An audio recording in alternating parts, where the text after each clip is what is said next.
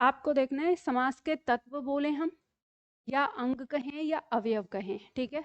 तो इनका मतलब ये है कि जिनसे मिलकर समास बन रहा है उन हिस्सों को हम यहाँ पे कह रहे हैं कि समास में भाग लेने वाले कौन कौन से तत्व हैं, कौन से हिस्से हैं, ठीक है।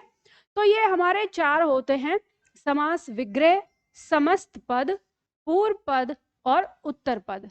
अब इस पॉइंट का क्या मतलब है?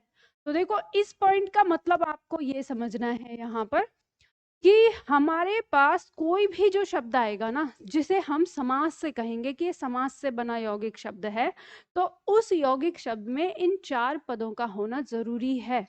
अगर किसी पद में ये चार नहीं होते हैं तत्व, तो वह समास से बना शब्द नहीं है, ठीक है। तो ये भी हमें एक पॉइंट देखना है, क्योंकि हम इसमें पढ़ रहे हैं, तो उसके अंदर एक उत्तर पद भी होना चाहिए, एक पूर्व पद भी होना चाहिए, फिर उसका समास विग्रह भी होना चाहिए, और जब वो बन के आ रहा है नवीन शब्द, तो समस्त पद ही हो रहा है। तो आपके दिमाग में आएगा कि मैम हमको कैसे पता चलेगा कि उत्तर पद क्या है, पूर्व पद क्या है?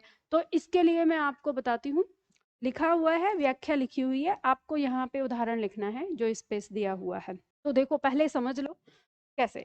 जैसे मान लीजिए हमने यहाँ पर एक शब्द लिया, शब्द है हमारा राजा का कुमार। कितने शब्द दिखाई दे रहे हैं आपको यहाँ पर? तीन शब्द हो गए, ठीक है, राजा का कुमार।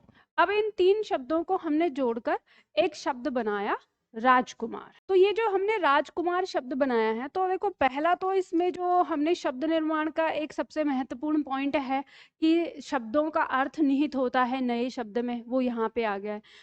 तो यानी वो राजा का कुमार है, राजा का पुत्र है। अब यहाँ पर हम देखते हैं तत्व हमारे क्या हैं। तो देखो, ये राजा का कुमार जो ये पूरा है, इस चीज को हम कहते हैं समास विग्रह। विग्रह का अर्थ होता है फैलाना। अब इसके बाद ये जो नया शब्द बन के आया है राजकुमार, इसको हम कहते हैं समस्त पद, जिसको हमने सामासिक पद भी कहा है, ठीक है, यही है सामासिक पद। अब इसमें ध्यान दीजिए कि राजकुमार में एक टुकड़ा है राज, ठीक है, और एक टुकड़ा है कुमार। ये दोनों मिले हैं इधर वाले शब्दों से। तो इसमें जो राज है ये पहले स्थान पर लिखा है, तो ये क्या कहलाएगा? पूर्व पद कहलाएगा या प्रथम पद। और कुमार दूसरे नंबर पे है, तो ये कहलाएगा उत्तर पद या द्वितीय पद।